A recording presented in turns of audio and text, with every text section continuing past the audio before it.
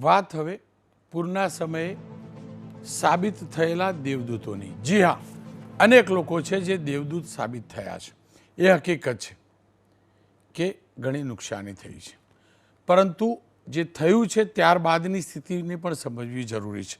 રાજ્યની આ સ્થિતિને ધ્યાનમાં રાખી નાગરિકોની સલામતીને લઈ વહીવટી તંત્ર પણ છેલ્લા 3-4 દિવસથી સતત ખડે પગે છે। મુખ્યમંત્રીએ અનેક બેઠક કરી છે, મંત્રી અલગ અલગ શહેરોમાં મોકલ્યા છે અને આકાશી આફતના સમયે રાહત બચાવ માટે અને એક નાગરિકને ઉગારી લેવા માટેના પ્રયાસ પણ થયા છે। મુખ્યમંત્રી પણ સ્ટેટ ઇમરજન્સી ઓપરેશન સેન્ટર પરથી પરિસ્થિતિનો સતત તાગ મેળવી રહ્યા છે। વડોદરા જિલ્લામાં રેસ્ક્યુ કામગીરી માટે આર્મીની 3 કોલમ, એનડીઆરએફની 1 ટીમ અને એસડીઆરએફની 1 ટીમ ફાળવવામાં આવી છે। વડોદરામાં અગાઉ આર્મીની 4 કોલમ હતી, એનડીઆરએફની 4 ટીમ તેમજ એસડીઆરએફની 5 રેસ્ક્યુ ટીમ પહેલેથી જ હતી। વડોદરા શહેરમાં અત્યાર સુધી 6000થી પણ વધુ લોકોને સ્થળાંતર કરવામાં આવ્યું છે। 1200થી વધુ લોકોનું રેસ્ક્યુ કરવામાં આવ્યું છે। આંકડા પ્રમાણે 1 લાખથી વધુ ફૂડ પેકેટ તૈયાર કરાયા છે। આ જ પ્રકારે આપણા આખા પ્રદેશમાં સેવાભાવી સંસ્થાઓ પણ આગળ આવી છે। ખોડલધામે સૌરાષ્ટ્રમાં અદ્ભુત કામ કર્યું છે। જામનગરની અંદર એ જોવા પણ મળ્યું છે, દ્રશ્યો પણ જોવા મળ્યા છે। દેવભૂમિ દ્વારકામાં આજે 16 લોકોનું રેસ્ક્યુ કરાયું છે, જ્યારે 548 જેટલા નાગરિક આશ્રય સ્થાનો પણ ખસેડાયા છે। 2065 જેટલા ફૂડ પેકેટોનું વિતરણ થયું છે। જામનગર જિલ્લામાં આર્મીની 2 ટીમે રેસ્ક્યુની કામગીરી કરી છે। રાજકોટમાં આર્મીની વધુ 1 ટીમ અને એનડીઆરએફની પણ 1 ટીમ મદદ લેવાઈ રહી છે। અનેક સેવાભાવી સંગઠનો સેવામાં જોડાયા છે અને નાગરિકોના સથવારો મળી રહે એ પ્રકારના પ્રયાસ કરે છે, સ્થાનિક પ્રશાસન સાથે સંપર્ક કરીને। હવે એક પછી એક રેસ્ક્યુની વાત કરી લઈએ તો વડોદરાના સયાજીગંજ વિસ્તાર કોમ્પ્લેક્સમાં 3 દિવસથી 14 લોકો ફસાયા હતા। આશ્રી ખોડિયાર યુવક મંડળે તમામ લોકોનું તરાપાની મદદથી રેસ્ક્યુ કર્યું છે। આપ આ જોઈ શકો છો એના દ્રશ્યો। હવે વડોદરાના બીજા દ્રશ્યો જોજો। વડોદરા શહેરની અંદર સમા વિસ્તારના દ્રશ્યો છે, જ્યાં એનડીઆરએફની ટીમ ફાયર બ્રિગેડની સાથે મળીને એક સગર્ભા મહિલાનું રેસ્ક્યુ કર્યું છે। રાતના અંધારામાં એ સગર્ભા મહિલાને સહી સલામત રીતે હોસ્પિટલ ડૉક્ટર પાસે પહોંચાડાઈ છે। વડોદરાની જ વાત કરીએ તો ફતેગંજ નરેન્દ્રમીન હોસ્પિટલમાં પણ દર્દીનું રેસ્ક્યુ કરવામાં આપ જોઈ શકો છો। તમામ લોકો માનવતાની મહેક તમામ લોકોમાં જોવા મળી રહી છે। આપ જોઈ શકો છો આ નરહરી હોસ્પિટલના દ્રશ્યો છે। વડોદરાની નેશનલ હાઈવેની વાત કરીએ તો વડોદરા નેશનલ હાઈવે 48 પર આવેલું પોર ગામ, અહીંયા ઢાઢર નદીના પાણી ગામમાં ઘૂસી જતા અણખી ગામના 2 પશુપાલકો ખેતરમાં ફસાયા હતા। અચાનક નદીનું પાણી ગામમાં ફરી વળ્યું। ફાયર વિભાગે પણ અહીંયા રેસ્ક્યુ હાથ ધર્યું, સાથે એનડીઆરએફની ટીમને પણ બોલાવાઈ અને એનડીઆરએફની ટીમે 2 કલાકની જહેમત બાદ એ પશુપાલકોનું રેસ્ક્યુ કર્યું છે। પોર ગામ પાસે આવેલા રામનાથ ગામના ખેતરમાંથી એક શ્રમિક પરિવારને પણ બહાર કઢાયો છે। એ જ રીતે એક મહિલા સહિત 3 પુરુષોનું કરજણ ફાયર વિભાગે પણ રેસ્ક્યુ કર્યું છે। ફાયરની ટીમ, પોલીસની ટીમ, સ્થાનિક નાગરિકોને સલામ। દ્વારકાની વાત કરી લઈએ। દ્વારકાના દરિયામાં કોસ્ટગાર્ડે દિલધડક રેસ્ક્યુ કર્યું છે। માછીમારની બોટ 15 કિલોમીટર દૂર મધદરિયામાં ફસાઈ હતી। બોટમાં 13 લોકો સવાર હતા, જેની જાણકારી થતાં કોસ્ટગાર્ડને જાણકારી થઈ અને અહીંયા અભિક અને ALS જહાજ મારફતે દરિયામાંથી તમામ માછીમારોનું રેસ્ક્યુ કરી તેમને ઓખા લાવવામાં આવ્યા છે। રાત્રે પણ રેસ્ક્યુ થયું હતું અને દિવસે પણ રેસ્ક્યુ થયું છે, એના દ્રશ્યો જોઈ શકો છો। હવે બીજી વાત કરીએ જામનગરની। જામનગર દ્વારકા હાઈવે પર ધસમસતો પાણીનો પ્રવાહ હતો। એક કાર ફસાઈ અને કારમાં 2 યુવકો ફસાયા હતા। સ્થાનિક લોકોને જાણકારી મળી, સ્થાનિક અને પોલીસે મળીને દોરડાની મદદથી પાણીના પ્રચંડ પ્રવાહમાં બંને યુવકોનું રેસ્ક્યુ કર્યું છે અને ગામમાં સલામત સ્થળે ખસેડ્યા છે। આપ આ દ્રશ્યો જોઈ શકો છો। આ જ રીતે દ્વારકા જિલ્લાના રાવલ ગામની વાત કરી લઈએ। આખું ગામ બેટમાં ફેરવાયું હતું। અહીંયા આ બેટમાં ફેરવાયેલા ગામમાં બોટ સિવાય કોઈ આશરો નહોતો। બોટ મારફતે એનડીઆરએફની ટીમ પણ અહીંયા પહોંચી નથી શકતી અને ત્યારે એરફોર્સના ચોપરની મદદ પણ લેવામાં આવી હતી અને અલગ અલગ રીતે રેસ્ક્યુ કરવામાં આવ્યા હતા। આપ બોટ મારફતનું રેસ્ક્યુ પણ જોઈ શકો છો અને ચોપરથી પણ રેસ્ક્યુ થયા છે। દ્વારકાના રાવલમાં સરકારી હોસ્પિટલમાં પણ પાણી ભરાયા હતા। હોસ્પિટલમાં પાણી ભરાતા 2 સગર્ભા મહિલાઓને અને અન્ય ડૉક્ટરોને પણ સલામત સ્થળે સ્થાનિક લોકો, એનડીઆરએફ, એસડીઆરએફે ગઈકાલે રાત્રે આપ જોઈ શકો છો હોસ્પિટલમાંથી સલામત સ્થળે ખસેડ્યા હતા। આ તમામ દેવદૂતો છે। દેવભૂમિ દ્વારકાની જ વાત કરીએ તો ખંભાળિયાના રહેણાંક સોસાયટીમાં પાણી ભરાયું હતું. ફાયર બ્રિગેડની ટીમે 25 લોકોનું રેસ્ક્યુ કર્યું છે. ખંભાળિયામાં 24 કલાકમાં 18 ઇંચથી વધુ વરસાદ હતો. આપ જોઈ શકો છો કેવી રીતે રેસ્ક્યુની કામગીરી થઈ છે. દ્વારકાની જ વાત કરીએ તો દ્વારકા મુજબ બાતીશા રોડ બંધ હતો. અહીંયા ટ્રેક્ટર વડે દર્દીને બહાર નીકાળ્યા. 108નો સ્ટાફ નાથાભાઈ અને નિર્ભરભાઈ સ્ટ્રેચર વડે દર્દીને 108ની એમ્બ્યુલન્સ સુધી લઈ ગયા અને જરૂરી સારવાર અપાઈ છે. આપ જોઈ શકો છો ધસમસતા પ્રવાહમાં એક દર્દીનું જીવન બચાવવાનો આ સફળ પ્રયાસ રહ્યો. દ્વારકાના ભાડવલનો હવે કાર તણાતો વિડીયો જોજો. અહીંયા એક કાર તણાઈ છે. આપણે પણ જલ્દબાજીમાં બધું ભૂલીએ છીએ. આ કાર તણાઈ હતી. કારમાં સવાર એક જ પરિવારના 4 લોકો હતા. જેસીબીની મદદથી આ કારને બહાર કઢાવી છે. આપ જોઈ શકો છો તમામનું રેસ્ક્યુ કરાયું છે. એ તમામ લોકોને સલામ જે રેસ્ક્યુમાં જોડાયા. પોરબંદરની વાત કરીએ તો પોરબંદરના મોરાણા ગામ સીમ વિસ્તારની અંદર પાણીના પ્રવાહમાં ફસાયા એક વ્યક્તિ ફસાયા હતા. નેવીની મદદથી તેમનું રેસ્ક્યુ કરવામાં આવ્યું છે. મોરાણા ગામે પાણી ભરાતા અલગ અલગ ટીમો બનાવી અહીંયા રાત્રિ દરમિયાન આ રેસ્ક્યુ કરાયું તો જોઈ શકો છો. છોટાઉદેપુરની વાત કરી લઈએ. છોટાઉદેપુરના મોટી ટોકરી ગામે નદીમાં એક યુવતી ફસાઈ હતી. આપ જોઈ શકો છો. આ યુવતીને સ્થાનિક લોકો અને છોટાઉદેપુરના ફાયર બ્રિગેડે રસ્સી બાંધી અને રસ્સીની મદદથી આ યુવતીને જીવના જોખમે ફાયર બ્રિગેડના લોકો સ્થાનિક લોકોએ જીવના જોખમે બહાર કાઢી છે. આ લોકોને પણ સલામ. રાજકોટ જિલ્લાની વાત કરીએ તો રાજકોટના ઉપલેટામાં 23 વર્ષની યુવતીને સાપ કરડ્યો. પરિવારજનો ઉપલેટા સારવારથી હોસ્પિટલ લઈ જવા માગતા હતા, પરંતુ પોરબંદર હાઈવે પર ગણોદ પાટિયા પાસે કોઝવે પસાર થતો હતો. ધસમસતો પ્રવાહ હતો. પરિવાર અને લોકોએ એસડીઆરએફની ટીમને જાણકારી આપી. એસડીઆરએફની ટીમે એ યુવતીને પાણીમાંથી બહાર કાઢી અને 108 મારફતે અને પહેલાં આ ગાડી અને ત્યારબાદ 108 મારફતે હોસ્પિટલમાં ખસેડી અને એક જીવ બચાવ્યો છે. ખેડાની વાત કરીએ તો ખેડાના મહેમદાબાદના વાટવાડી ગામની અંદર કારમાં ફસાયેલા લોકોનું પોલીસે રેસ્ક્યુ કર્યું છે. જેસીબીની મદદથી પોલીસે રેસ્ક્યુ કર્યું છે. આપ જોઈ શકો છો.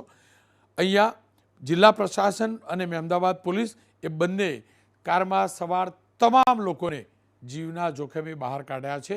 આ ટીમને પણ સલામ. આ ટીમની મહેનતને સલામ. રાજકોટના ઉપલેટાની વાત કરીએ તો ઉપલેટાના દિખાલા ગામે એક વ્યક્તિ વાડી વિસ્તારમાં ફસાયા હતા. પાણી ભરાયું ચારેકોર.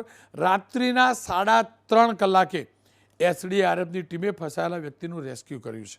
ખેડાની વાત કરી લઉં તો ખેડા શહેરમાં પાણીમાં ફસાયેલા 100થી વધુ લોકોનું રેસ્ક્યુ કરાયું છે.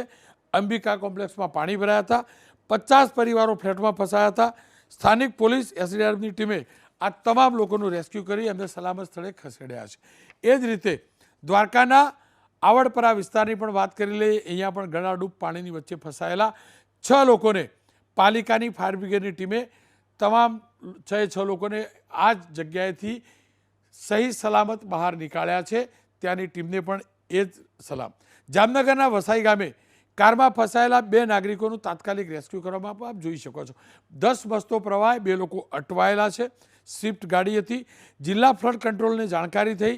ગ્રામજનો સાથે મળીને સ્થાનિક પ્રશાસને રેસ્ક્યુ કર્યું છે.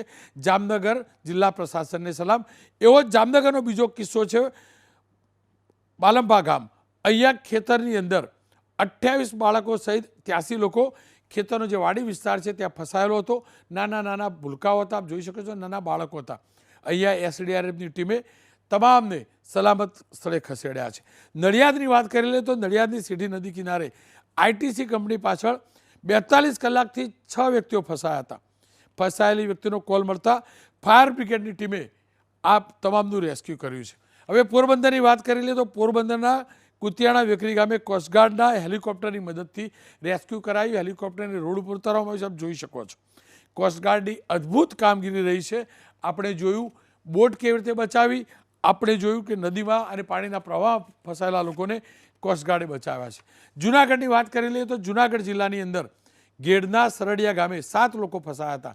એ પૈકી એક બાળક, એક મહિલા હતું. આ 7ને એસડીઆરએફની ટીમે રેસ્ક્યુ કર્યા છે. ભાદર નદીના પાણીમાં જે પાણી ગામમાં ફરી વળ્યા હતા એમાંથી બચાવ્યા છે. કચ્છની વાત કરીએ તો કચ્છના ભુજમાં વડજર પાસે પણ આ જ પ્રકારનું રેસ્ક્યુ થયું. આપ જોઈ શકો છો. કારમાં ફસાયેલા લોકોના લાઈવ દ્રશ્યો છે. એક પછી એક કરી 2 લોકોનું અહીંયા રેસ્ક્યુ કરાયું છે કારમાંથી. તમામ સ્થાનિક લોકોએ મહેનત કરી છે. સાણંદ તાલુકાના એક આધેડ પાણીમાં તણાયા હતા, આપ જોઈ શકો છો. એને સ્થાનિક લોકોએ બચાવ્યા છે, જીવના જોખમે બચાવ્યા છે. અને આર્મીની ટીમોના પણ તમે દ્રશ્યો જોયા હશે. હેલિકોપ્ટરની મદદથી અનેક લોકોને એરલિફ્ટ કર્યા છે, અનેક લોકોને એરલિફ્ટ કર્યા છે. આર્મીની ટીમ તૈનાત થઈ ચૂકી છે. એ વડોદરા હોય, રાજકોટ હોય, જુનાગઢ હોય, તમામ ઠેકાણે આધુનિક ઉપકરણો સાથે આવી ચૂકી છે.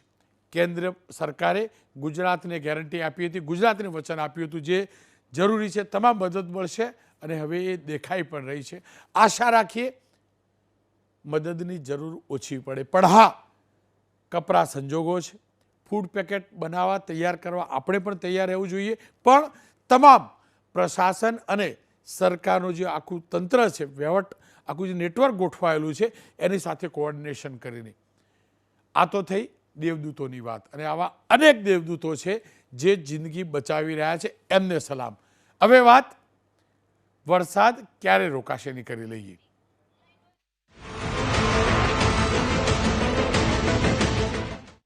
વરસાદ ક્યારે બંધ થશે? સ્વાભાવિક રીતે જ હવામાન વિભાગ આગાહી કરતું હોય છે, એની આગાહી પણ આવી છે. રેડ એલર્ટ થોડુંક ઓછું થયું છે, ઓછા જિલ્લાઓ પૂરતું રહ્યું છે. પણ આ તમામની વચ્ચે અંબાલાલભાઈ મારી સાથે જોડાયા છે. અંબાલાલભાઈ, આપનું સ્વાગત છે. આજે પ્રમાણમાં ઓછો વરસાદ પડ્યો ગઈકાલની તુલનામાં. હવેના દિવસો કેવા રહેશે અને ક્યારે આટલો બધો જે મોટી માત્રામાં વરસાદ આવે છે એ અટકશે?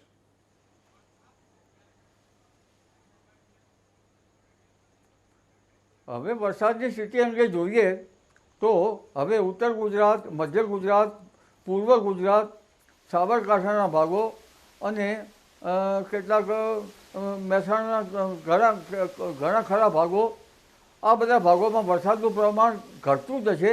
માત્ર થોડા ઘણા ઝાપટા જ રહેવાની શક્યતા રહેશે. એટલે આ જે વિસ્તારો જે છે એને જનધનને મોટી આફતમાંથી રાહત મળતી જણાશે. પરંતુ સૌરાષ્ટ્રના ભાગોમાં પણ લગભગ જૂનાગઢના ભાગોમાં હળવા ભારે વરસાદી ઝાપટા જ પડી શકે છે. અને દક્ષિણ સૌરાષ્ટ્રના કેટલાક ભાગોમાં પણ વરસાદનું પ્રમાણ જે છે એ હવે એટલું બધું રહેવાની શક્યતા નથી.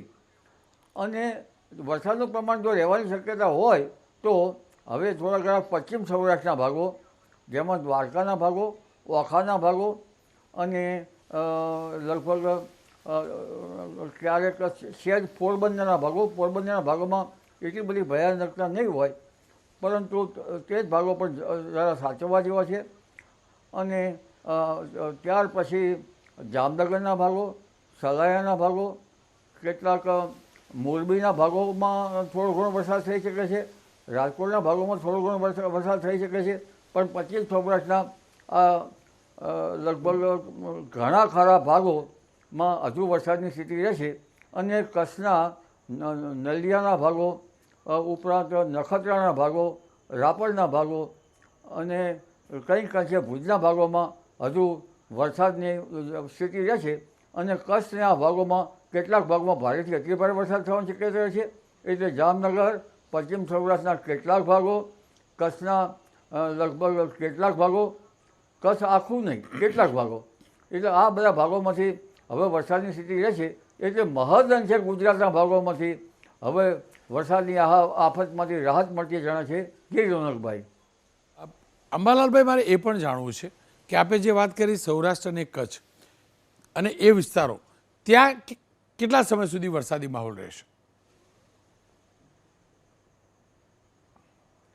હવે આ વરસાદી માહોલ જોવા જઈએ તો ડીપ ડિપ્રેશન હતું.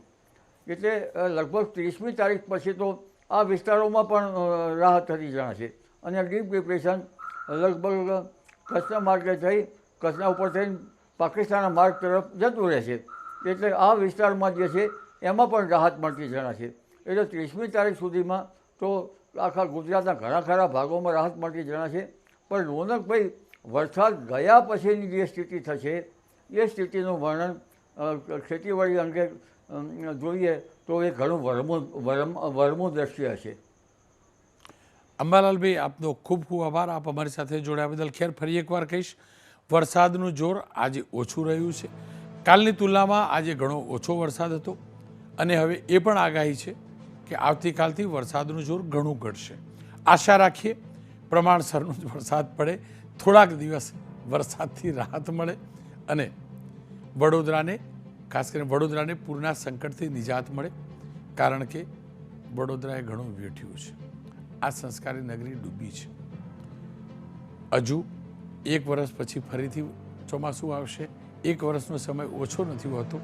જે પણ ભૂલો કરી એને વડોદરા પ્રશાસન સુધારી લે, કારણ કે ભૂલ સુધારીએ તો જ આપણે માનવી કહેવાઈએ, અને ભૂલ ન સુધારનાર વ્યક્તિ માણસ ન હોઈ શકે, કારણ કે આ આફત અવકાશી નહોતી, માનવ સર્જિત હતી.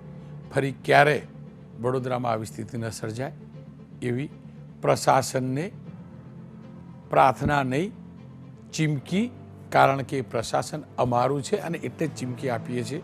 હવે હદ થાય છે, સ્થિતિ સુધારજો. કોઈ સગાવાલાની શરમ ના ભરતા, કોઈનો મોલ હોય, કોઈએ દિવાલો ચણી હોય, તોડી પાડજો.